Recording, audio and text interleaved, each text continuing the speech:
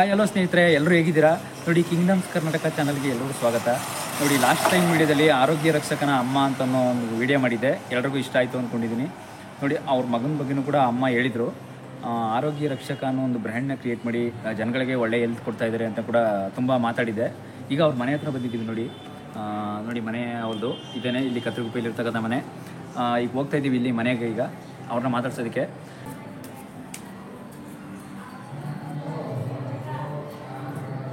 Hi sir. ನಮಸ್ತೆ, ಬನ್ನಿ. ಚೆನ್ನಾಗಿದ್ದೀರಾ? ನಮಸ್ತೆ. ಆರೋಗ್ಯ ರಕ್ಷಕರಿಗೆ ದೊಡ್ಡ ನಮಸ್ತೆ ಸರ್. ನಮಸ್ತೆ. ಕಿಂಗ್ಡಮ್ ಕರ್ನಾಟಕ ರಾಜರು ನೀವು, ಚಾನಲ್ಗೆನೆ ಮಾಧ್ಯಮಕ್ಕೆ ಎಲ್ಲ ರಾಜರು ನೀವು. ಬನ್ನಿ ಕೂತ್ಕೊಳ್ಳಿ ಸರ್. ತುಂಬಾ ಚೆನ್ನಾಗಿದೆ ಸರ್. ಹೌದಾ? ಎಲ್ಲ ಪ್ರತಿಯೊಂದು ವಿಡಿಯೋಗಳು ಗ್ಯಾರಂಟಿ ಫಾಲೋ ಮಾಡ್ಲೇಬೇಕಲ್ಲ ಸರ್. ಸಮಾಜಕ್ಕೆ ಏನೇನಾಗಬೇಕೆಲ್ಲ ನೋಡ್ತಾ ಇದ್ದೀರಾ. ಧನ್ಯವಾದಗಳು ಸರ್. ಬಗ್ಗೆ ಎಲ್ಲಾನು ನಿಮ್ದು ಆಲ್ರೌಂಡರ್ ನೀವು. ರಾಜರ ಕಾಲದಿಂದ ರಾಜಕೀಯದವರೆಗೂ ಎಲ್ಲ ನ್ಯೂಸ್ ನಿಮ್ ಹತ್ರ ಇದೆ. ಬನ್ನಿ ಕುತ್ಕೊಳ್ಳಿ. ಹಾಸನ, ತುಂಬಾ ಖುಷಿ ಆಯ್ತು ನೀವು ಮನೆಗೆ ಬಂದಿದ್ದು ಸರ್. ಬಂದಿದ್ದೀರ ನಮ್ಮ ಕಡೆಯಿಂದ. ಏನ್ ಸರ್ ಇದು?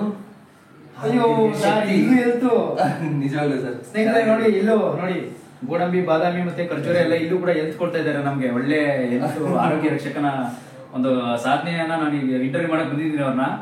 ಇಲ್ಲೂ ಕೂಡ ನಾನು ಬಂದ ತಕ್ಷಣ ಇನ್ನೂ ಇಂಟರ್ವ್ಯೂ ಸ್ಟಾರ್ಟ್ ಮಾಡಿಲ್ಲ, ಆದ್ರೂ ಕೂಡ ಒಂದು ಹೆಲ್ತ್ ಕೊಡ್ತಾ ಇದ್ದಾರೆ. ಪ್ರತಿಯೊಬ್ರು ಚೆನ್ನಾಗಿರೋದು ಸರ್. ಆರೋಗ್ಯ ಫಸ್ಟ್ ಅಲ್ವಾ? ಇಷ್ಟು ಕೋಟಿ ಸಂಪಾದನೆ ಮಾಡಿ ಆರೋಗ್ಯ ಇಲ್ಲ ಅಂದ್ರೆ ಸಾಧನೆ ಮಾಡೋದು ಬೇಡ, ಬದುಕೋಕೆ ಆಗಲ್ಲ. ಸತ್ಯ ಅಲ್ವಾ ಸರ್? ನಮ್ಮ ಉದ್ದೇಶ ಅಷ್ಟೇ ಸರ್. ಯಾವುದೇ ತರ ನಾವು ಕೆಮಿಕಲ್ಸ್, ನ್ಯಾಚುರಲ್ ಎಲ್ಲ ನ್ಯಾಚುರಲ್ ಆಗಿರ್ಬೇಕು ಅನ್ನೋದೇ ನಮ್ ಗುರಿ ಇರೋದು. ಅಲ್ಲ ಸರ್, ನನಗೆ ಅರ್ಥ ಆಗ್ತಿಲ್ಲ. ಇಷ್ಟು ದೊಡ್ಡ ಆರೋಗ್ಯ ರಕ್ಷಕ ಅನ್ನೋ ಒಂದು ಬ್ರ್ಯಾಂಡ್ ಕಟ್ತಾ ಇದೀರ ಅಂದ್ರೆ. ಹೌದು ಸರ್. ಅದ್ರ ನಿಮ್ ಹಿಂದೆ ಇರೋ ಒಂದು ಸವಾಲು, ಚಾಲೆಂಜಸ್ ಮತ್ತೆ ನಿಮ್ಮ ಸಾಧನೆಗೆ ಯಾರು ಯಾರು ಕೊಟ್ಟಿದ್ದಾರೆ ನಿಮ್ಗೆ? ಇಷ್ಟೊಂದು ಕಲಿತಾ ಇದ್ದೀನಿ ಸರ್.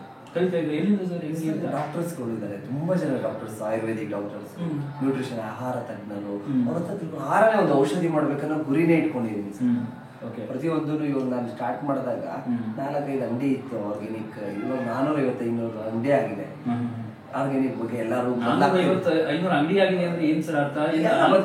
ನಾವೆಲ್ಲ ಪ್ರಚಾರ ಮಾಡೋಕೆ ಎಲ್ಲ ಒಗ್ಗಟ್ಟು ಮಾಡೋದು. ಕರ್ನಾಟಕ ಸರ್. ಕರ್ನಾಟಕ ಮಾಡ್ತಾ ಇದ್ರೆ. ಹೌದು ಸರ್, ಎಲ್ಲಾರು ಮಾಡ್ಬೇಕು ಅಂತಾನೆ ಉದ್ದೇಶ. ತುಂಬಾ ದೊಡ್ಡ ಸಾಧನೆ. ನೈಸರ್ಗಿಕವಾಗಿ ಬೆಳಿಬೇಕು. ಹೆಲ್ತ್ ಕಿಂಗ್ಡಮ್ಸ್ ಎಲ್ಲ ತುಂಬಾ ಹೆಲ್ತ್ ಸಾಮ್ರಾಜ್ಯ ಇದ್ರೆ ದೊಡ್ಡ ಸಾಧನೆ ಅಂತ ಮಾಡೋಣ ಸರ್. ಎಲ್ಲ ಕೈ ಜೋಡಿಸ್ಬೇಕು, ಒಬ್ಬನಿಂದ ಯಾವ್ದು ಅಸಾಧ್ಯ. ಮಾಡೋಣ ಸರ್, ಎಲ್ಲರ ಜೊತೆ ಮಾಡೋಣ ಅಂತ. ಮಾಧ್ಯಮದವ್ರು ಇದ್ದಾಗ ಬೇರೆಯವ್ರಿಗೂ ಒಂದು ಸ್ಫೂರ್ತಿ ಆಗುತ್ತೆ. ತುಂಬಾ ದೊಡ್ಡ ಮಾತು ಸರ್, ತುಂಬಾ ದೊಡ್ಡ ಮಾತು. ಯಾಕಂದ್ರೆ ನೀವುಗಳು ಎಲ್ಲರಿಗೂ ರೀಚ್ ಆಗ್ತೀರಾ. ಎಲ್ಲರ ಕೈಲೂ ಮೊಬೈಲ್ ಇದೆ, ಇವಾಗ ಬೇಗ ರೀಚ್ ಆಗ್ಬೋದು ಸರ್. ನಾವೇನೋ ಕೋಟಿ ಜನಕ್ಕೂ ಕೂಡ ನಮ್ದೆಲ್ಲ ಏನು ಸಾಧನೆ ಇಲ್ಲ. ಆದ್ರೆ ನೀವು ಎಲ್ರಿಗೂ ಜನಗಳಿಗೆ ಒಳ್ಳೆ ಹೆಲ್ತ್ ಸಿಗ್ಬೇಕು ಅನ್ನೋದು ಒಂದು ಬ್ರ್ಯಾಂಡ್ ಕ್ರಿಯೇಟ್ ಮಾಡಿದಿರಲ್ಲ. ಹೌದು ಸರ್. ಅದು ಸರ್ ನಿಜವಾದ ದೊಡ್ಡ ಸಾಧನೆ ನಿಜವಾಗ್ಲು. ಸರ್, ಈಗ ನೋಡಿ, ಆರೋಗ್ಯ ರಕ್ಷಾ ಗ್ರೂಪ್ ಅಂತ ನೀವು ಮಾಡಿದ್ರಲ್ಲ. ಹೌದು. ನಿಮಗೆ ಮೊದಲು ಏನ್ ಮಾಡ್ತೀರಿ ಕೆಲಸ ನೀವು? ಸರ್, ನಾನು ವಿಜಯ ಕರ್ನಾಟಕದಲ್ಲಿ ವಿಜಯ ಕರ್ನಾಟಕ ನ್ಯೂಸ್ ಪೇಪರ್. ಹೌದು, ವಿಂಗ್ಸ್ ಅಲ್ಲಿ ಟ್ಯಾಕ್ಸಿ ಇದರಲ್ಲಿ ವರ್ಕ್ ಮಾಡ್ತಾ ಇದ್ದೆ ಫುಲ್ ಟೈಮ್. ಬೆಳಗ್ಗೆ ಹೊತ್ತು 5 ಗಂಟೆಗೆ ಎದ್ದಿ, ನಂಬರ್ 1 ಪತ್ರಿಕೆ ಸರ್ ಅದು. ಅವಾಗ ನಾವು ಮಾಡಿರೋದು 5 ಗಂಟೆಗೆ ಎದ್ದಿ ರೀಡರ್ಸ್ ರಿಲೇಷನ್ ಎಕ್ಸಿಕ್ಯೂಟಿವ್ ಆಗಿದ್ದೆ ನಾನು ವಿಜಯ ಕರ್ನಾಟಕದಲ್ಲಿ. ಎಲ್ಲ ಕಲರ್ ಪೇಜಸ್ ಮಾಡಿದ್ರು ಅವರು. ಅವಾಗ ನನ್ನ ಹೈಯೆಸ್ಟ್ ಆರ್ಡರ್ ಅಂದ್ರೆ 18 ಆರ್ಡರ್ ಪರ್ ಡೇ ಮಾಡ್ತಾ ಇದ್ದೆ. ಅದನ್ನು ನಾನು ಅವಾಗಲೇ ನಮ್ಮ ಫ್ರೆಂಡ್ಸ್ಗಳು ಎಲ್ಲ ಇರ್ತಾರಲ್ಲ ಜೊತೆಗೆ, ಅವ್ರ ಆರ್ಡರ್ ಆಗ್ಲಿಲ್ಲ ಅಂದ್ರೆ ನಾನು ಕೊಡ್ತಾ ಇದ್ದೆ. ನಮ್ಗೆ ಪರ್ ಆರ್ಡರ್ ತರ ಕೊಡ್ತಾ ಇದ್ರು. ಅವಾಗಲೇ ನಾನು 4-5 ಸಾವಿರ ರೂಪಾಯಿ ದುಡಿತಾ ಇದ್ದೆ. 4-5 ಸಾವಿರ ದುಡಿತಾ ಇದ್ದೆ. ನಾನು ಟೈಮ್ಸ್ ಆಫ್ ಇಂಡಿಯಾಗೆ ಮಾರ್ಬಿಟ್ರು ಅವಾಗ. ಯಾರು ವಿಜಯ ಕರ್ನಾಟಕ. ವಿಜಯ ಟೈಮ್ಸ್ ಆಫ್ ಇಂಡಿಯಾದಲ್ಲೂ ಮಾಡ್ಕೊಂಡೆ. ನನಗೇನೋ ಗೊತ್ತಿರಲಿಲ್ಲ. ಲಾಲ್ಬಾಗ್ ಹತ್ರ ಒಂದ್ ಕಡೆ ಹೋದಾಗ ಹೆಲ್ತ್ ಬಗ್ಗೆ ಒಂದು ಅವೇರ್ನೆಸ್ ಬಂತು. ಮಿರಾಕಲ್ ಹೆಲ್ತ್ ವೆಲ್ನೆಸ್ ನೋಡ್ತಾ ಜನ ಮುತ್ಕೊಂಡಿದ್ರು, ಏನೋ ಮಾಡ್ಬೇಕು. ಆಮೇಲೆ ಯೋಚನೆ ಮಾಡ್ತಾ ಇದ್ದೆ ನಾನು, ಆಹಾರನೇ ಒಂದು ಔಷಧಿ ಮಾಡಬೇಕು ಅಂತ ಒಂದು ಗುರಿ ಇಟ್ಕೊಂಡೆ ನಾನು. ಅವಾಗ ನಾನು ಇದ್ದಿದ್ದೇ ಫೀಲ್ಡಲ್ಲಿ ನನಗೆ ಅವಾಗಲೇ ಸಂಬಳ ಎಲ್ಲ ತುಂಬ ಚೆನ್ನಾಗಿ ಬರ್ತಾ ಇತ್ತು ಸರ್. ಎಲ್ಲ ಒಂದು 50,000-40,000. ಆದ್ರೂ ನಾನು 0 ಇಂದ ಬಂದೆ. ನಾನು ಪಾರ್ಕ್ ಹತ್ರ ನಾನೇ ಕ್ಯಾಂಪ್ ಮಾಡಿ 5 ರೂಪಾಯಿ ತರ ಸೂಪು ಗಂಜಿ ತರ ಸ್ಟಾರ್ಟ್ ಮಾಡ್ಕೊಂಡು, ಚಿಕ್ಕ ಒಂದು ಪ್ಲಾಸ್ಟಿಕ್ ಟೇಬಲ್, 50 ರೂಪಾಯಿ ಟೇಬಲ್ ಇದು ಬರುತ್ತೆ ಕುತ್ಕೊಳ್ಳೋ ಚೇರು, ಅಲ್ಲಿ ಕ್ಯಾನ್ ಇಟ್ಕೊಂಡು 1,000 ರೂಪಾಯಿ ಬಂಡವಾಳ ಹಾಕಿ ಮನೆಗೆ ಡೈಲಿ 10-20 ರೂಪಾಯಿ ಬೋಣಿ ಹಾಕ್ತಾ ಇದ್ದಿದ್ದನ್ನ ನಾನೇ 100 ರೂಪಾಯಿ ಹಾಕ್ಬಿಟ್ಟು ಅಮ್ಮ ತುಂಬಾ ವ್ಯಾಪಾರ ಆಗ್ತಾ ಇದೆ. ಏನೋ ಮನ್ಸಿಗೆ ಜನ ಕಾಪಾಡಬೇಕು. ನನಗೊಂದು ಸಂಜೀವಿನಿ ಅಂತ ಒಂದು ಇದಿದೆ ಸರ್, ಒಂದು ಹನುಮಾನ್ ಇದರಲ್ಲಿ ನನಗೆ ಜನಕ್ಕೆ ಉಳಿಸ್ಬೇಕು, ಆರೋಗ್ಯ ಕಾಪಾಡಬೇಕು ಅಂತ ಆ ಥರ ಮನ್ಸಿಗೆ ಬರ್ತಾ ಇತ್ತು. ಹಾರ್ಟ್ ಅಟ್ಯಾಕ್ ಮಕ್ಕಳಿಗೆಲ್ಲ ಆಗ್ತಾ ಇತ್ತು. ಏನಕ್ಕೆ ಈ ಥರ ಆಗ್ತಾ ಇದೆ, ಏನು ಇದಕ್ಕೆ? ಮತ್ತೆ ಒಂದು ಮೆಡಿಕಲ್ ಮಾಫಿಯಾನು ಒಂದು ಜಾಸ್ತಿ ಆಗ್ತಾ ಇತ್ತು. ಯಾರನ್ನೇ ತಗೊಂಡ್ರು ಈ ಟೆಸ್ಟಿಂಗು ಆ ಟೆಸ್ಟಿಂಗು ಜನರಿಗೆ ಹಿಂಸೆ ಆಗ್ತಾ ಇದೆ. ಅದು ಇಂಗ್ಲಿಷ್ ಮೆಡಿಸಿನ್ ಅಂತ ಏನು ಬರುತ್ತೆ. Yes, ಹೌದು. ಗೌರ್ಮೆಂಟ್ ಮೆಡಿಕಲ್ ಹೋಗ್ಬೇಕು ಅಂದ್ರೆ ಅಲ್ಲೆಲ್ಲ ಆ ಟೆಸ್ಟ್ ಮಾಡಿಸ್ಬೇಕು, ಈ ಟೆಸ್ಟ್ ಮಾಡಿಸ್ಬೇಕು. ಸರ್ ಮೆಡಿಕಲಲ್ಲಿ ಒಂದೇ ಎರಡು ಹೌದಲ್ಲ ಗೌರ್ಮೆಂಟ್ ಹಾಸ್ಪಿಟ್ಲುಗಳಲ್ಲಿ ತುಂಬ ಸರ್ವಿಸ್ ಚೆನ್ನಾಗಿ ಮಾಡ್ತಾ ಇದ್ದಾರೆ. ಆದರೆ ಜನಕ್ಕೆ ಏನಾಗ್ತಾ ಇದ್ದಾರೆ ಅಂದರೆ ಇವರು ಅವಾಗೇನೋ ಒಂದು ಸ್ವಲ್ಪ ಬ್ಯಾಡ್ ನೇಮ್ ಬಂದಿತ್ತೇನೋ ಇವಾಗೂ ಆ ಥರ ಇದು ಮಾಡ್ಕೋತಾರೆ. ಆದರೆ ಇವಾಗಂತೂ ಸರ್ವಿಸ್ ಎಲ್ಲ ತುಂಬ ಚೆನ್ನಾಗಿ ಕೊಡ್ತಾ ಇದ್ದಾರೆ ಸರ್. ಜನಗಳು ಬೇರೆ ಪ್ರೈವೇಟ್ ಡಾಕ್ಟರ್ ಕೊಡೋಕ್ಕಿಂತ ಅಲ್ಲೇ ಒಂದು 500 ರೂಪಾಯಿ ಕೊಡೋ ಜಾಗದಲ್ಲಿ 200 ರೂಪಾಯಿ ಕೊಟ್ಟು ಅಲ್ಲೇ ಅವ್ರನ್ನ ಬೆಳೆಸಿದ್ರೆ ಇನ್ನೂ ತುಂಬ ಚೆನ್ನಾಗಿ ಡಾಕ್ಟರ್ಗಳೆಲ್ಲ ಅಲ್ಲಿ ಬಂದು ಅಪ್ಗ್ರೇಡ್ ಆಗ್ತಾರೆ. ಸರ್ಕಾರ ಇದೊಂದು ಮಾಡಬೇಕು ಸರ್. ಸಿದ್ದರಾಮಯ್ಯ ಅವರು ಇದ್ರ ಬಗ್ಗೆ ಗೌರ್ಮೆಂಟ್ ರೆಸ್ಪೆಕ್ಟ್ ಕೊಡಬೇಕು, ಚೆನ್ನಾಗಿ ಬೆಳ್ಕೊಳ್ಳಿ. ನಮ್ಮ ಉದ್ದೇಶ ಅದೇ ಸರ್. ನ್ಯಾಚುರಲ್ ಸಪೋರ್ಟ್ ಮಾಡಿದ್ರೆ ನೀವು ಇನ್ನೂ ಹೆಚ್ಚು ಸಪೋರ್ಟ್ ಸರ್. ಯಾವುದನ್ನು ಮೆಡಿಸಿನ್ ನಾವು ದ್ವೇಷಿಸಲ್ಲ. ಮೇನ್ ಆಹಾರನೇ ಒಂದನೇ ಅಧ್ಯಾಯ. ಅದನ್ನ ಕರೆಕ್ಟ್ ಆಗಿ ಮಾಡ್ಕೊಂಡು ಹೋದ್ರೆ ಈ ಸಿರಿಧಾನ್ಯಗಳಾಗ್ಲಿ, ಪಾಲಿಶ್ ಆಗದಿರೋ ಅಕ್ಕಿ ಅದನ್ನೆಲ್ಲ ತಿನ್ನಕ್ ಸ್ಟಾರ್ಟ್ ಮಾಡಿದ್ರೆ ಎಲ್ಲರೂ ಆರೋಗ್ಯವಾಗಿರ್ತಾರೆ. ಸತ್ಯ ಅಂದ್ರೆ ಸರ್ ಈಗ ಏನೇನು ಐಟಮ್ ಇದೆ ಸರ್ ನಿಮ್ಮಲ್ಲಿ? ಸರ್ ಎಲ್ಲ ದೇಸಿ ತುಪ್ಪದಿಂದ ಹಿಡಿದು ಸಿರಿಧಾನ್ಯಗಳಿಂದ ಹಿಡಿದು ಜೇನುತುಪ್ಪ ಆಗಲಿ, ಮತ್ತೆ ಶುಗರ್ಗೆ, BP ಗೆ, ಜಾಯಿಂಟ್ ಪೇನ್ಗೆ ಎಲ್ಲ ನ್ಯಾಚುರಲ್ ಮಾಲ್ಟ್ಗಳೆಲ್ಲ ಸಿಗ್ತಾ ಇದೆ. ಎಲ್ಲ ಇಡೀ ಕರ್ನಾಟಕದಲ್ಲಿ ನಾವು ಒಂದು ನ್ಯಾಚುರಲ್ ಆಗಿ ಫುಡ್ಡಲ್ಲೇ ಒಂದು ಮೆಡಿಸಿನ್ ಮಾಡಬೇಕು ಅಂತ. ಏನೇ ಪ್ರಾಬ್ಲಮ್ ಇರಲಿ ಸರ್, ನಮಗೆ ಕರೆಕ್ಟಾಗಿ ಶುಗರ್ ಆಗಲಿ, ಗ್ಯಾಸ್ಟ್ರಿಕ್ ಆಗಲಿ ಕರೆಕ್ಟಾಗಿ 15 ದಿನ 20 ದಿನದಲ್ಲಿ ಅವ್ರು ರಿಸಲ್ಟ್ ಬಂದಿಲ್ಲ ಅಂದ್ರೆ ದುಡ್ಡೇ ಕೊಡೋದು ಬೇಡ ಸರ್. ಅವರು ದುಡ್ಡೇ ಕೊಡೋದು ಬೇಡ, ರಿಸಲ್ಟ್ ತುಂಬ ಸರ್. ವಿಡಿಯೋ ಕಣ್ಣಾರೆ ತೋರಿಸ್ತೀನಿ ನಿಮಗೆ, ಸೋಷಿಯಲ್ ಮೀಡಿಯಾದಲ್ಲಿ ನೋಡಿ, ನಮ್ಮದು ಪೇಜಲ್ಲೆಲ್ಲ ಇದೆ. ಓಕೆ, ನೋಡ್ತೀನಿ ಸರ್, ಖಂಡಿತ ನೋಡ್ತೀನಿ. ಆದ್ರೂ ಕೂಡ ಈ ಸಿರಿಧಾನ್ಯಗಳನ್ನೆಲ್ಲ ಎಲ್ಲಿಂದ ಎಲ್ಲ ರೈತರುಗಳಿಂದನೇ ಬರುತ್ತೆ ಸರ್. ರೈತರುಗಳಿಂದ. ಆ ರೈತರುಗಳು ಪಾರ್ಕ್ ಹತ್ರ ನೋಡಿದೀರ ಅನ್ಸುತ್ತೆ, ನಮ್ಮ ಹುಡುಗರುಗಳೆಲ್ಲ. ಹೌದು, ಅದು ಮಾಡ್ತೀನಿ, ನೋಡಿದ್ದೆ. ಬಟ್ ಅಲ್ಲಿಂದ ಅವರು ಎಲ್ಲಿಂದ ತರಿಸ್ತಾರೆ ಅಂತಲ್ಲ ನಾನು ಅದೆಲ್ಲ ಕೇಳಿಲ್ಲ ಅಷ್ಟೇ.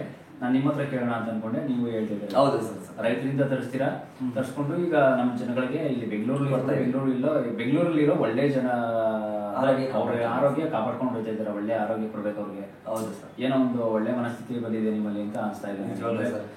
ಈಗ ನೋಡಿ ಸರ್, ಬೆಂಗಳೂರಲ್ಲಿ ಆರೋಗ್ಯ ಅಂತ ಎಂತ ಕಚಡ ಏರಿಯಾ ಆಗೋಗಿದೆ. ಎಲ್ಲ ಬೆಂಗಳೂರು ಏರಿಯಾಗಳು ಅಂದ್ರೆ ಕೆಟ್ಟ ಏರಿಯಾಗಳು. ಎಂತಲ್ಲಂತೂ ಎಂತ ಕಾಪಾಡ್ಕೊಂಡೇ ಬರ್ತಾ ಇಲ್ಲ. ಎಲ್ಲಂದ್ರಲ್ಲಿ ಕಸ ಜಂಕ್ಫುಡ್ ಜಾಸ್ತಿ ತಿಂತಾರೆ, ಏನ್ ಬೇಕಾದ್ರೂ ಕಾಯಿಲೆಗಳು ಬರ್ಸ್ಕೊಂಡ್ ಬರ್ತಾ ಇದ್ದಾರೆ. ಹೌದು ಸರ್. ಅದ್ರ ಬಗ್ಗೆ ಎಲ್ಲ ನೀವೇನ್ ಹೇಳ್ತೀವಿ ಸರ್? ನಿಜವಾಗ್ಲು ಸರ್ ಇವಾಗ ಆಲ್ಮೋಸ್ಟ್ ಇವಾಗ ಗೋಬಿ ಮಂಚೂರಿ ಟೇಸ್ಟಿಂಗ್ ಪೌಡರ್ ಕಮ್ಮಿ ಮಾಡಿದ್ರು, ಇವಾಗ ಕಲರ್ಸ್ ಎಲ್ಲ ಕಮ್ಮಿ ಮಾಡಿದ್ರು, ಗೌರ್ಮೆಂಟ್ ಇಂದಲೇ ಬ್ಯಾನ್ ಆಗ್ತಾ ಇದೆ. ಆಗುತ್ತೆ ಸರ್ ಕೊನೆ ಅನ್ನೋದು. ಏನ್ ಕೇಳಿ, ಆರೋಗ್ಯ ಹಾಳಾಗ್ತಾ ಇದೆ, ಕ್ಯಾನ್ಸರ್ಗಳು ಬರ್ತಾ ಇದೆ ಅಂತ ಜನಕ್ಕೆ ಗೊತ್ತಾಗ್ತಾ ಇದೆ.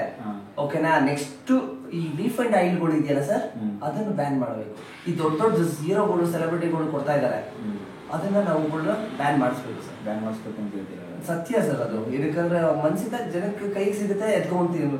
ಈ ಗಾಣದ ಎಣ್ಣೆಗಳು ತುಂಬಾ ಆಗೋಯ್ತು ಅಂದ್ರೆ ಎಲ್ಲರೂ ಅದನ್ನೇ ಉಪಯೋಗಿಸ್ತಾರೆ ತಾನೆ. ಆರೋಗ್ಯ ಚೆನ್ನಾಗಿ ಇಂಪ್ರೂವ್ ಆಗುತ್ತೆ ಸರ್. ಇಂಪ್ರೂವ್ ಆಗುತ್ತೆ. ಹೌದು. ಕಲಬೆರಕೆ ಎಣ್ಣೆಗಳೆಲ್ಲ ಬೇಡ. ನಿಜವಾಗ್ಲು ಸರ್, ಸತ್ಯವಾಗ್ಲು ಚೇಂಜ್ ಆಗುತ್ತೆ. ಸ್ವಲ್ಪ ಟೈಮ್ ಬೇಕು. ಜನ ದುಡ್ಡುಗೋಸ್ಕರ ಒಂದು 100 ರೂಪಾಯಿ ಜಾಸ್ತಿ ಆಗುತ್ತೆ ಅಂತ ಹಿಂದೆ ಮುಂದೆ ನೋಡ್ತಾರೆ. ಆದ್ರೆ ಅವ್ರು ಕೊಡ್ತಾ ಇರೋದು ಯಾರು ಈ ಗಾಣದ ಎಣ್ಣೆ ಅವರೆಲ್ಲ ಮಾಡ್ತಾ ಇರೋರು ಬಿಸ್ನೆಸ್ ಮೈಂಡ್ ಇಂದ ಅಲ್ಲ, ಜನಕ್ಕೆ ಆರೋಗ್ಯ ಕಾಪಾಡಬೇಕು ಅಂತ ಸರ್. ಆರೋಗ್ಯ ಕಾಪಾಡ್ಕೋಬೇಕು. ಹೌದು ಸರ್. ಎಲ್ರಿಗೂ ಅದ್ರಲ್ಲಿ ಸಿಗೋ ಒಂದು 20 ರೂಪಾಯಿ ಲಾಭ ಇಡ್ತಾರೆ, 1000 ರೂಪಾಯಿ ಲಾಭ. ಇದೆಲ್ಲ ರಿಫೈಂಡ್ ಆಯಿಲ್ ಎಷ್ಟು ಅಂತ ತಿಳ್ಕೊಂಡ್ರೆ 40 ರೂಪಾಯಿ ಲೀಟರ್ ಸರ್. 40 ರೂಪಾಯಿ ಅಷ್ಟೇ ಸರ್. ಎಲ್ಲ ಪ್ಯಾಕಿಂಗ್ ಗೀಕಿಂಗ್ ಎಲ್ಲ 150-160 ರೂಪಾಯಿ ಮಾರ್ತಿದ್ದಾರೆ. ಎಲ್ಲ ಬರೀ ಕಲಬೆರಕೆ ಸರ್. ಎಲ್ಲ ನನಗೆ ಗೊತ್ತಿದೆ ಸರ್, ನಾನು ರಿಸರ್ಚ್ ಮಾಡ್ತಾ ಇದ್ದೀನಿ ಸರ್.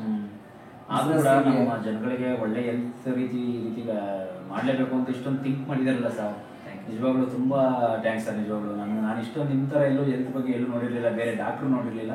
ಕೆಲವು ಡಾಕ್ಟ್ರು ಅಷ್ಟೇ, ಕೆಲವರು ದುಡ್ಡು ಮಾಡ್ಕೊಂಡ್ರೆ ಸಾಕು, ಬಿಸ್ನೆಸ್ ಮಾಡ್ಕೊಂಡ್ರೆ ಸಾಕು, ಅವ್ರವ್ರ ಜೀವನ ನಡೆದು ಸಾಕು, ಪೇಷಂಟ್ ಬರಲಿ ಸಾಕು ಅಂತ ಅನ್ನೋರು ಇರ್ತಾರೆ. ಬಟ್ ನೀವು ನಮ್ಮ ಜನ ಅಡ್ವಾನ್ಸ್ ಕೇರ್ ಮಾಡ್ಬೇಕು ಅಂತ ಸರ್. ಕಾಯಿಲೆನೇ ಬರಬಾರ್ದು, ಯಾವ ಹಾಸ್ಪಿಟ್ಲ್ಗಳು ಇರಬಾರ್ದು ಅಂತಾನೆ ಮನೆನೇ ಒಂದು ಹಾಸ್ಪಿಟ್ಲ್ ಆಗಲಿ, ನ್ಯಾಚುರಲ್ ಮನೆಯೇ ಸಾಕು, ಮನೆಯಲ್ಲೇ ಇರೋ ಆಯುರ್ವೇದಿಕ ಮನೆ ಮದ್ದೇ ಸಾಕು ಅಂತ ಅಂದ್ಬಿಟ್ಟು ನೀವು ಬಯಸ್ತಾ ಇದ್ದೀರಾ ಅಷ್ಟೇ, ಬೇರೆ ಏನಿಲ್ಲ. ಆದ್ರೆ ಸರ್, ಆದ್ರೂ ಕೂಡ ಮೊದಲು ನೀವು ಚಿಕ್ಕೂರಲ್ಲಿಂದ ಬೆಳೆದು ಬಂದ ದಾರಿ ಹಿಂಗೆ ಸರ್? ಸರ್, ನಮ್ಮ ತಂದೆ ನನಗೆ 5-6 ವರ್ಷ ಇದ್ದಾಗೇನೆ ತೀರೋದು. ಒಂದು ಯಾರೋ ಒಬ್ಬ ರಾಜಕಾರಣಿಯಿಂದ ಅವ್ರ ಮರಕ್ಕೆ ಹತ್ತಿಸ್ಬಿಟ್ಟು ಅವ್ರಿಗೇನೋ ಮದುವೆ ಕರಿಬೇಕು ಅಂತ ಸರ್. ಅದು ಚಿಕ್ಕ ವಯಸ್ಸಲ್ಲಿ ಮಾಡಿದ್ದು. ಅವ್ರು ನಮಗೂ ಗೊತ್ತಿಲ್ಲ, 6 ವರ್ಷ ಅಲ್ಲ ನಮ್ಗೆ. ಮರಕ್ಕೆ ಹತ್ತಿಸಿ ಬೀಳ್ಸಿದ್ದಾರೆ ಸರ್. ಆಮೇಲೆ ಏನು 1 ರೂಪಾಯಿ ಸಪೋರ್ಟ್ ಮಾಡಿಲ್ಲ. ದುರಾಂಕಾರ ಇದೆ. ಅದೊಂದು ರಾಜಕಾರಣಿಗಳಿಗೆ ಮೇಲಿಂದ ಅವ್ರಿಗೆ ಆಪರೇಷನ್ ಆಗಿತ್ತು, ಅಪೆಂಡಿಕ್ಸ್. ಅವ್ರು ಹೇಳಿದ್ರು ಬೇಡ, ನನ್ನ ಕೈಲಿ ಆಗಲ್ಲ, ಅರ್ಥ ಅಂದ್ಬಿಟ್ಟು ಒಂದ್ ಸ್ವಲ್ಪ ಗೊತ್ತಲ್ಲ, ಅವಾಗೆಲ್ಲ ತುಂಬಾ ರೂಢಿಸಮ್ ಅನ್ನೋದು ಇತ್ತಲ್ಲ, ಅದು ದುರಾಂಕಾರ ಇತ್ತು. ಅದಕ್ಕೆ ಆ ರಾಜಕಾರಣಿಗಳಿಗೆ ತುಂಬಾ ಬೇಜಾರಾಗುತ್ತೆ. ಮರದಿಂದ ಹತ್ತಿ ತುಂಬಾ ಏನೋ ದ್ವೇಷ ಹಳ್ಳಿ ನಮ್ದು ಹಳ್ಳಿ ಜನ ನಮ್ಮ ತಂದೆಯವರು ಹತ್ತಿದ್ದಾರೆ. ಅವ್ನು ಸ್ವಲ್ಪ ಏನೋ ಮಾಡಂತ ಶಕ್ತಿ ಮರ ಹತ್ತಿದ್ರು, ಅಲ್ಲಿಂದ ಮೇಲಿಂದ ಕೈ ಬಿಟ್ಟು ತೀರೋದು ಸರ್. ಇರೋದು ತುಂಬಾ ಕಷ್ಟ ಸರ್ ನಿಜವಾಗ್ಲು. ಆ ರೀತಿ ಎಲ್ಲ ಮಾಡ್ತಾರೆ ಅಂದ್ರೆ ಈಗ ತಂದೆ ಇಲ್ದಿರೋ ಬದುಕು ಗೊತ್ತಲ್ಲ ಸರ್. ಗೊತ್ತಲ್ಲ. ಅಳ್ಸೋಗಿರೋ ಅನ್ನ ಬಡವರಿಗೆ 10 ವರ್ಷಕ್ಕೆ ನಾನು ಕೆಲ್ಸಕ್ಕೆ ಅವ್ರ ಮನೆ ಕೆಲಸ ಯಾರೋ ಹೊರರಾಜ್ಯದಿಂದ ಬಂದವ್ರ ಹತ್ರ ನಾವು ಕೆಲಸ ಮಾಡ್ತಾ ಇದೀವಿ ಅಂದಾಗ ಈ ಕೆಂಪೇಗೌಡ ಕಟ್ಟಿರೋ ನಾಡಲ್ಲಿ ನಾವು ಕನ್ನಡಿಗರು ಸಖತ್ ಬೇಜಾರಾಗಲ್ಲ ಸರ್. ವರ್ಷದಲ್ಲೇ ಕೆಲ್ಸಕ್ಕೆ ಹೋಗ್ಬೇಕು ಅಂದ್ರೆ ಚಿಕ್ಕ ಓದೋ ವಯಸ್ಸಲ್ವಾ 10 ವರ್ಷ. ಓದೋ ವಯಸ್ಸಲ್ಲಿ ಈ ರೀತಿ ಮನ್ಸು ಹೋದಾಗ ಮೈಂಡ್ ಅಲ್ಲಿ ಅರ್ಧ ಹೋಗ್ಬಿಟ್ಟಾಗ ದುಡ್ಡು ಮೇಲೆ ಆಸೆ ಜಾಸ್ತಿ ಬರುತ್ತೆ. ಏನಕ್ಕೆ ದುಡಿಬೇಕು, ಕಷ್ಟ ಇದೆ, ನಮ್ಗೆ ಸಾಲಗಳು ತೀರುತ್ತೆ. ಅವಾಗ 70-80 ಸಾವಿರ ಸಾಲ ಮಾಡಿದ್ರು ಅವಾಗ್ಲೇ. ಅವಾಗ 7-8 ಲಕ್ಷ ಇದ್ದಂಗೆ ಅವಾಗ್ಲೇ 70-80 ಸಾವಿರ ಆಪರೇಷನ್ಗೆ ಅದಕ್ಕೆಲ್ಲ ಖರ್ಚಾಗಿತ್ತಲ್ಲ ಸರ್.